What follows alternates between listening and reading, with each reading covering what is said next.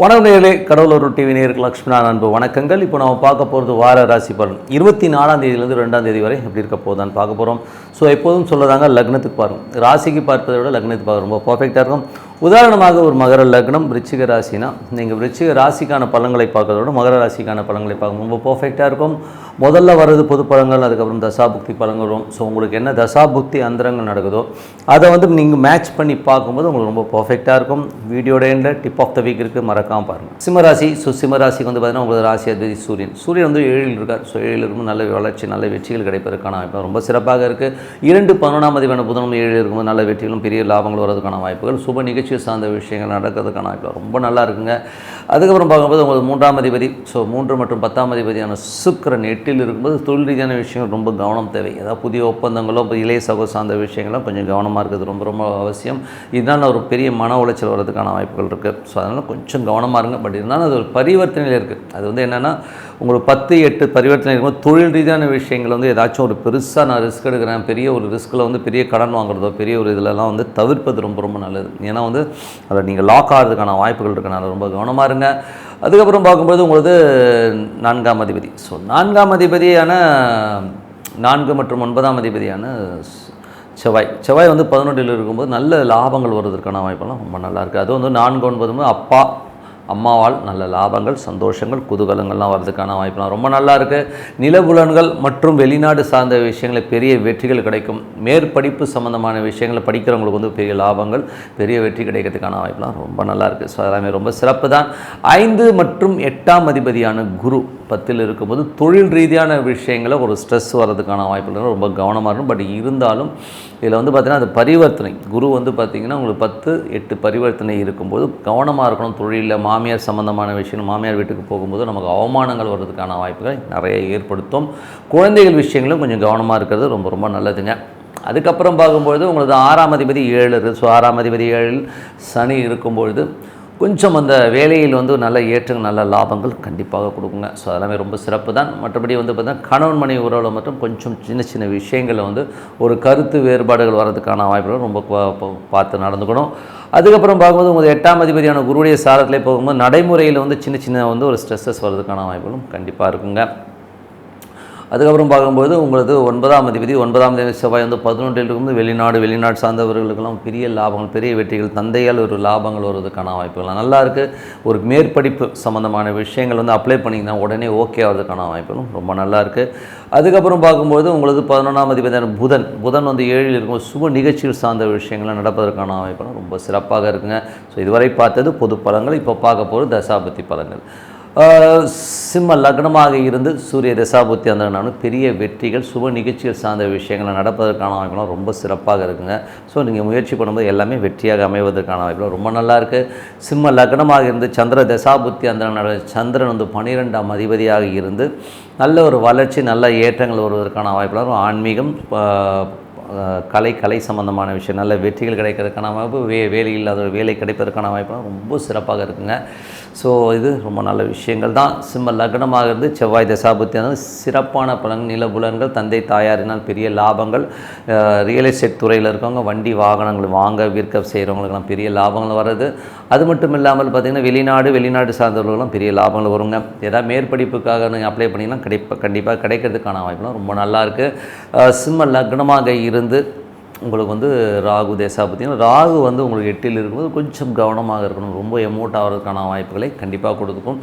அதுவும் கணவன் மனைவிக்கு நடுவில் உள்ளூரை ஒரு உட்பூசல்களையோ ஒரு கொஞ்சம் கருத்து பேதங்களையோ வர்றதுக்கான வாய்ப்பு இருக்கிறதுனால கொஞ்சம் கவனமாக இருக்கிற ஒரு காலகட்டங்கள் தான். அதுக்கப்புறம் சிம்ம லக்னமாக குரு தேசாபத்தி குரு பார்த்திங்கன்னா உங்களுக்கு இப்போ இருக்கிறது 10 10-8 ஒரு பரிவர்த்தனையில் இருக்கும்போது தொழில் ரீதியான விஷயங்களை பெரிய ரிஸ்க் எடுக்காமல் இருக்கிறது ரொம்ப ரொம்ப நல்லது. எதாவது ரிஸ்க் எடுத்திங்கன்னா மாட்டிக்கிறதுக்கான வாய்ப்பு இருக்குன்னா ரொம்ப கவனம் தேவை. கொஞ்சம் எமோஷன்ஸ் இருக்கும். மாமியார் வீட்டில் போய் ஏதாவது விருந்து கூப்பிட்றாங்கன்னா அவாய்ட் பண்ணிக்கிறது ரொம்ப ரொம்ப நல்லது.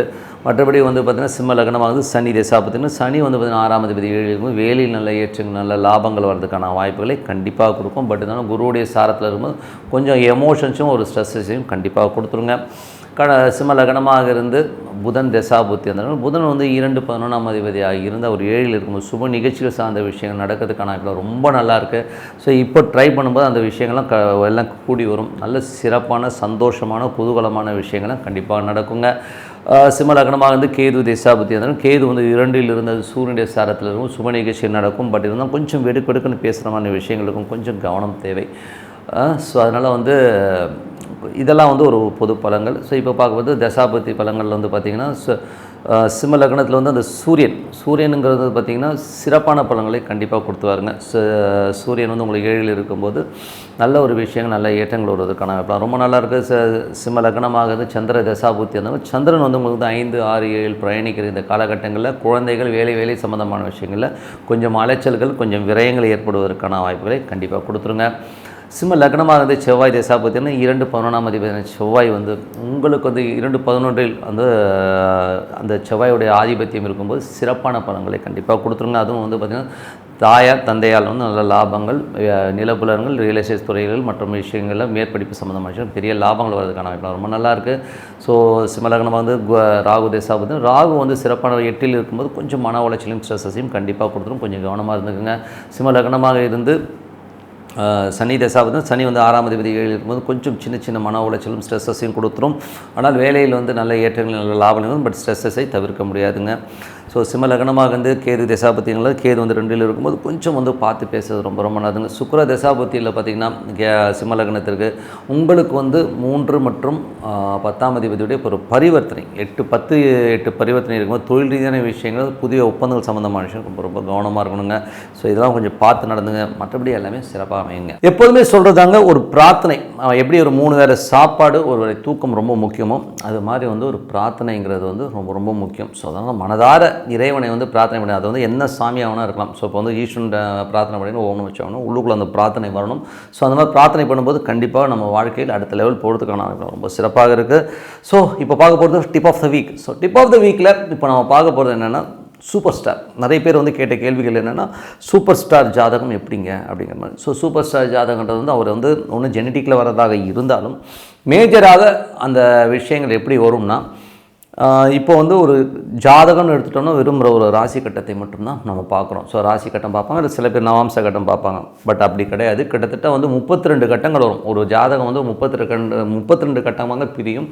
பட் நம்ம இப்போ எடுத்துக்கிறது 32 பார்க்கறதுல 16 கட்டங்களாக அதை பிரிப்போம். ஸோ அந்த 16 கட்டங்களில் ஒரு கிரகம் வந்து வலுவாக உட்காருங்க. ஸோ அந்த ஒரு கிரகம் என்ன கிரகம்னு பார்த்து அது தசாபுத்தி அந்தரங்கள் நடக்கிற காலகட்டத்தில் அவங்க சூப்பர் ஸ்டாராக இருப்பாங்க அப்படிங்கிறது தான் உண்மையான விஷயம். ஸோ அதில் வந்து பார்த்திங்கன்னா அட்லீஸ்ட் வந்து இந்த 16 கட்டங்கள்லையும் அது சூப்பராக இருக்குமானா 16 கட்டங்களில் சூப்பராக இருக்குது. அட்லீஸ்ட் ஒரு 10 கட்டங்களில் வந்து அது வந்து அட்டகாசமாக உட்காந்து அது தசாபுத்தி அந்தரங்கள் நடக்கும்போது ரொம்ப சிறப்பான பலன்களை கண்டிப்பாக கொடுத்துரும். ஸோ மேஜராக வந்து இதோட பேஸ் வந்து ராசியாகிறதும் அதில் வந்து பிரிகிற கட்டங்கள் தான் வந்து அவருடைய வாழ்க்கையை நிர்ணயம் பண்ணும்.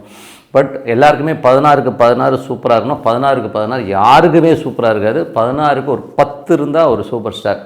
இதுவே வந்து ஒரு 6 இருந்ததுன்னா ஒரு நல்ல ஒரு செல்வந்தன், ஒரு பெரிய செல்வந்தனாக இருப்பார். ஓரளவுக்கு ஒரு பெயர் புகழ் இருக்கும். 5 இருந்ததுன்னா ஓரளவுக்கு மீடியமாக இருக்கிற அதோட கம்மியாக ஒரு 3 வர வந்தாலே ஓரளவுக்கு நல்லா தான் இருப்பாங்க. ஸோ பட் இந்த 2, 1 அந்த மாதிரிலாம் இருந்ததுன்னா ரொம்ப ஒரு நார்மல் லைஃபாக தான் இருக்கும். கொஞ்சம் லோயர் லைஃப்லையும் மாட்டிக்கிறது இந்த மாதிரி தான். பட் என்ன தான் இந்த கிரகங்கள் வலுவாக அமைஞ்சாலும் அந்த தசாபுத்தி காலகட்டங்களில் மட்டும்தான் நமக்கு பணத்தை கொடுக்கும், நம்ம சூப்பர் ஸ்டாராக வைக்கும்ன்றது தான் உண்மையான விஷயம். ஸோ அந்த தசாபுத்தி காலங்கள் எப்போ வரும், அந்த காலகட்டங்கள் எப்படிங்கிறது தான் மேஜராக வேலை செய்யும். அப்போ தான் வந்து இவங்களுடைய ஸ்டாருங்கிறது வேலை செய்யும். அது நேரத்தில் சில நேரங்கள் வந்து பார்த்திங்கன்னா 30 வருஷம் 35 வருடங்கள் 50 ஆண்டுகள் வரை வந்து நம்ம சூப்பர் ஸ்டார் 50 ஆண்டுகள் வரை வந்து அவங்க சூப்பர் ஸ்டாராக இருந்திருக்காங்க. அது எப்படின்னும் போது அவங்களுக்கு வந்து நடக்கிற தசாபுத்திகள் அந்தரங்கள் ஒரு பக்கம் பர்ஃபெக்டாக உட்காந்தாலும் ஒரு திசைக்கு அப்புறம் அடுத்த திசைக்கும் வந்து பார்த்திங்கன்னா அதே ஸ்டார் லாடோ அந்த மாதிரி நட்சத்திரங்கள் வந்து ஒரு பேஸாக அமைஞ்சு அது தசாபுத்தி நடத்தும் போது அது ஒரு பெரிய சூப்பர் ஸ்டார் லாங்குவிட்டி நிறைய கொடுக்குது. இப்போ இளையராஜா எடுத்திங்கன்னா மோர் தென் ஒரு 30 இயர்ஸ்ன்னு சொல்லுவோம். ஸோ சிவாஜி கணேசன் சார் எடுத்திங்கனாலும் ஒரு 30-35 ஆண்டுகள் வந்து ஒரு பெரிய ஸ்டார். எம்ஜிஆர் எடுத்தாலும் அதே மாதிரி ஒரு காலகட்டங்களில் எல்லாருமே ஸ்டாராக இருந்துங்கன்னா காரணம் அந்த கிரகங்கள் இந்த 16 கட்டங்களில் இருக்கிற இடங்கள் அந்த வந்து ஸ்ட்ராங்காக உட்காரும்போது தான் இந்த விஷயம் நடக்கும். அதுவும் வந்து 2 பெரிய பிளானட்டாக வரும்போது ஒரு சனி குரு இந்த மாதிரி ஒரு பெரிய பிளானட்டாக இருக்கும்போது 19 + 16 போது அதோடைய ஆண்டுகள் வந்து அதிகமாகிடுது. கிட்டத்தட்ட வந்து 30-35 ஆண்டுகள் வந்து ஒரு பீக்கான ஒரு ஸ்டேஜ் கண்டிப்பாக கொடுத்துரும். 50 ஆண்டுகள் வந்து அந்த ஸ்டார் லாட்ஸ் வந்து ரொம்ப சப்போர்ட்டிவாக இருக்கிறனால தான் அது சூப்பர் ஸ்டாராக இருக்கும். பேர் வைக்கும்போது கூட பார்த்தீங்கன்னா, இப்போ நான் பேர் வைக்கும்போது வந்து நியூமராலஜி பிரகாரம் நிறைய பேர் நிறைய மெத்தட்ஸை ஃபாலோ பண்ணாலும், நான் வைக்கிறது வந்து இந்த 16 கட்டங்கள் வந்து எந்த கிரகம் வலுவாக இருக்குதோ அந்த நேமில் வைங்க, அது ரொம்ப சூப்பராக இருக்குன்றது தான் உண்மையான விஷயம். ஸோ அதனால் சூப்பர் ஸ்டாருங்கிறது இப்படி தான். ஏன்னா வந்து இந்த ஒரு ராசி கட்டத்தை மட்டும் வச்சு இவர் சூப்பர் ஸ்டார் இல்லைன்றதான் விட 16 கட்டங்கள் தான் நிர்ணயம் பண்ணுது. அது வந்து பார்த்திங்கன்னா ஒவ்வொன்றும் ஒவ்வொரு காலட்டம். இப்போ வந்து ஒரு ராசி கட்டத்துக்கு நவாம்ச கட்டத்துக்கும் ஒரு 22 நிமிடங்கள் வந்து டிஃப்ரென்ஸ் வரும். 22 நிமிடங்களுக்கு ஒரு நவாம்ச கட்டம் மாறும். அதேமாதிரி திரிகோண கட்டங்கள் 10 டிகிரிக்கு ஒரு முறை வந்து மாறும். அந்த மாதிரி ஒவ்வொன்றும் ஒவ்வொரு காலகட்டத்தில் வந்து அது மாறிக்கிட்டே வரும்போது அதில் சூப்பராக உட்கார்ற கிரகம் அட்டகாசமாக வேலை செய்கிறது தான் உண்மையான விஷயம். இது வந்து நாங்கள் ப்ராக்டிக்கலாக எல்லா இடத்துலையும் பார்த்தது தான். உங்கள் ஜாதகம் அது இருந்தால் நீங்களும் சூப்பர் ஸ்டார் தாங்க. ஸோ என்னை பொறுத்தவரை வந்து நிறைய பேருக்கு அந்த தசாபுத்தி அந்தரங்கள் வராதனால வெறும் அந்த புத்தி காலகட்டங்களில் மட்டும் சில பேருக்கு வந்து நல்ல யோகம் நீங்கள் கூட பார்க்கலாம். சில பேருக்கு ஒரு 2.5 வருஷம் பிச்சுக்கிட்டு கொட்டிச்சிங்க, அதுக்கப்புறம் ஒன்றுமே இல்லைங்கன்னு சொல்கிறவங்க நிறைய பேர் பார்த்துருக்குறோம். சில பேருக்கு வந்து ஒரு பெரிய ராஜயோகமாக அந்த 2.5 வருஷமே முடிஞ்சிடும். எனக்கு தெரிஞ்ச ஒரு நண்பர் இருக்கார். அவருக்கு வந்து ஒரு தசாபுக்தியில் வெறும் அவர் சம்பாதிச்சதும் இந்த 2.5 வருஷம் தான். அந்த 2.5 வருஷத்தில் அவருக்கு வந்து ஒரு 100-150 கோடிக்கு மேலே வந்து காசு வந்துருச்சு. அதுக்கப்புறம் அவர் ஏர்ன் பண்ணவே இல்லை, அந்த 150 கோடியோடு செட்டில் ஆகிறாரு. ஸோ அந்த மாதிரி யோகங்களும் கொடுத்துரும் சில பேருக்கு. அதுக்கு வந்து அந்த தசாபுத்தி கோச்சாரம் எல்லாமே மிங்கிளாகி வரும்போது அந்த யோகங்களை கொடுத்துருங்கிறது தான் உண்மையான விஷயம். ஸோ நீங்களும் ஒரு சூப்பர் ஸ்டார், உங்கள் ஜாதகங்களும் இந்த மாதிரி அமையும் போது கண்டிப்பாக நீங்களும் சூப்பர் ஸ்டார் தான். இப்படி தான் இந்த ஜாதகங்கள் ஒர்க் ஆகுது. ஸோ கண்டிப்பாக வந்து இதை வந்து ஒர்க் அவுட் பண்ணி பாருங்கள். ரொம்ப சிறப்பான பலன்கள் கண்டிப்பாக. இதுக்கு பிரார்த்தனை ரொம்ப அவசியம். நீங்கள் பிரார்த்தனை பண்ணிங்கன்னா உங்களுக்கு அதிர்ஷ்டம் தேடி உங்கள் கூட வந்து உட்காந்து தெய்வம் இருந்தால் அதுக்கப்புறம் அது ஈடு இணை வேறு எதுவுமே இல்லை. ஸோ மேலும் தகவலுக்கு நீங்கள் வந்து என்னை பற்றின ஒரு டீட்டெயில் வேணும்னா masterlakshmi.com அப்படிங்கிற ஒரு வெப்சைட் இருக்குது. masterlakshmi.comல போய் பாருங்கள். சிறப்பான பலரும் கண்டிப்பாக இருக்குன்னு சொல்லிட்டு உங்களிடம் விடைபெறுவது உங்கள் லட்சுமி நாராயணன். நன்றி, வணக்கம். கடவுள் அருள் டிவியை பார்த்தமைக்கு நன்றிகள். மேலும் இது போன்ற தகவல்களை தெரிந்து கொள்ள கடவுள் அருள் டிவியை சப்ஸ்கிரைப் செய்யுங்கள். மறக்காமல் பெல் ஐக்கானை கிளிக் செய்யுங்கள்.